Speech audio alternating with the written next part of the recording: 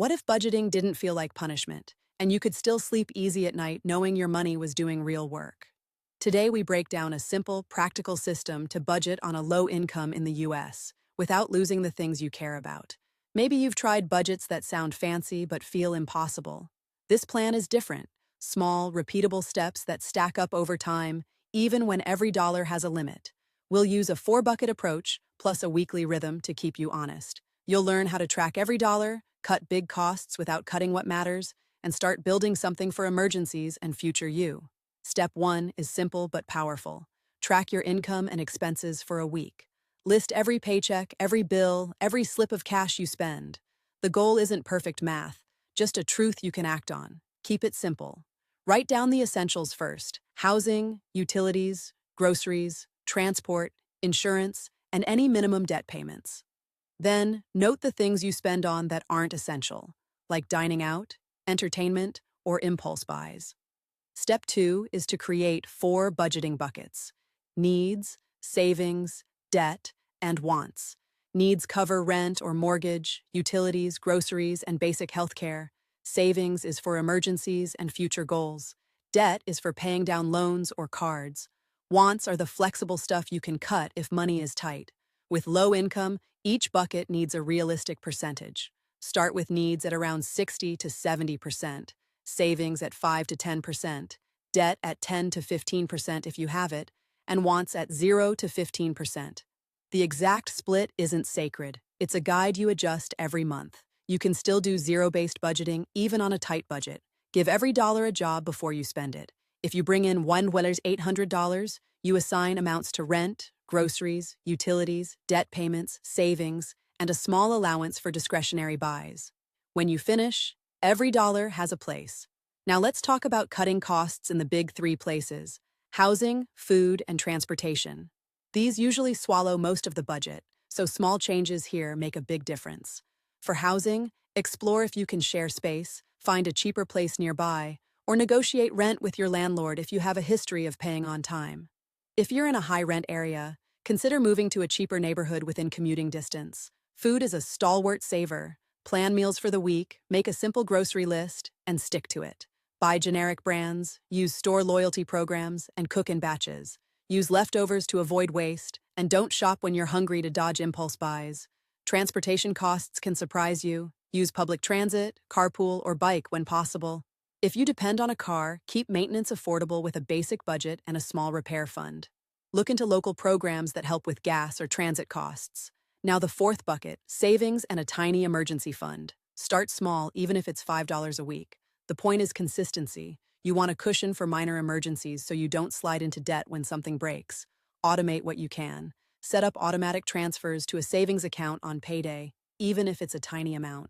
If your bank supports it, create sub-accounts for different goals: emergency, future purchases, and a separate pile for debt payoff. Weekly health check-ins are crucial. Set a 15-minute money date with yourself every Sunday. Review what you spent, compare to your plan, and adjust for the coming week. Small, steady tweaks beat big, dramatic overhauls. When it comes to debt, tackle the highest interest first if you can. If you have several small debts, consider paying them off one by one to gain momentum. If you don't have debt, reallocate that money into savings or a modest investment plan. For those with no or limited savings, a plan to spark up is essential. Look for small, reliable ways to add income: freelancing, gig work, selling unused items, or gig-based side jobs that fit your schedule. Even a few extra dollars can change your month. Use every federal and state resource you qualify for. In the US, this can include SNAP or WIC for groceries, utility assistance, Medicaid, childcare subsidies, or housing support. These programs aren't a handout. They're part of how communities keep people afloat. Another smart move is to optimize what you already have. Review subscriptions, memberships, and recurring charges. For many people, canceling a few small subscriptions adds up to meaningful savings over a year. A word about credit. If you have credit cards or loans, use the plan to pay on time. Even small, regular payments can protect your score. If you're tempted to buy more than you can pay, pause and reassess why you want it before you buy. Now picture a concrete example. Meet Maria, a single parent with $1,900 in take-home pay each month. She assigns 60% to needs, 10% to savings, 15% to debt, and 15% to wants. She shops groceries with a list, cooks at home, and carpools to work. On a lean month, she trims wants further and squeezes savings until emergencies are covered. Notice how this isn't dramatic. It's predictable, repeatable, and flexible. The goal isn't perfection. It's having a plan you can actually follow when life throws a curveball. Flexibility matters. If rent or utilities spike, you recalculate the buckets for a month or two. If your income grows a little, your savings and debt payments can rise slowly. The system should bend without breaking your daily life. This approach isn't glamorous, but it is empowering. It teaches you to think about money like a resource that you control, instead of a mystery that controls you.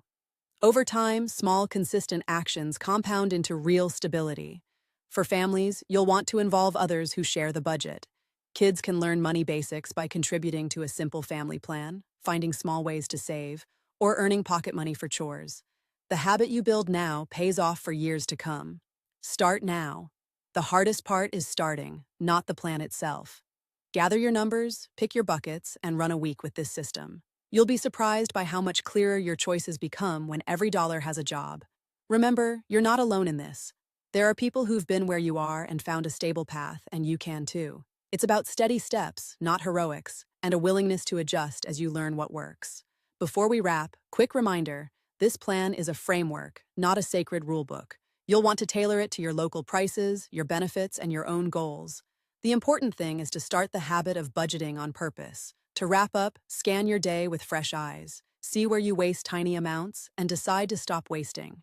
You'll discover that plenty of dollars hide in small habits that you can reshape without sacrificing what matters most.